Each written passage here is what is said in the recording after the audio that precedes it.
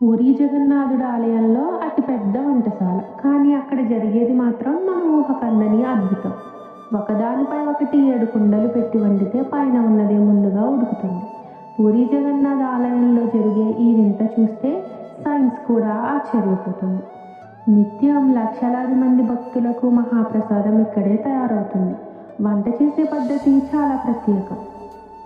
కట్టెల పొయ్యి మీద 7 మట్టి కుండలను ఒకదానిపై ఒకటి పెడతారు. మంట కింద ఉన్న ఆశ్చర్యకరంగా అన్నింటికంటే పైన ఉన్న 7 కుండలోనే ప్రసాదం ముందుగా ఉడుకుతుంది.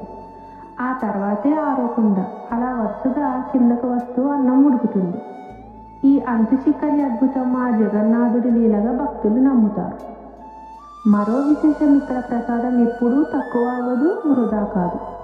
ఆ వంటశాల వెనుక ఉన్నది అద్భుతమైన శక్తి. అండ్ మరిన్ని ఆధ్యాత్మిక వీడియోస్ కోసం సబ్స్క్రైబ్ చేసుకోండి. Thank you.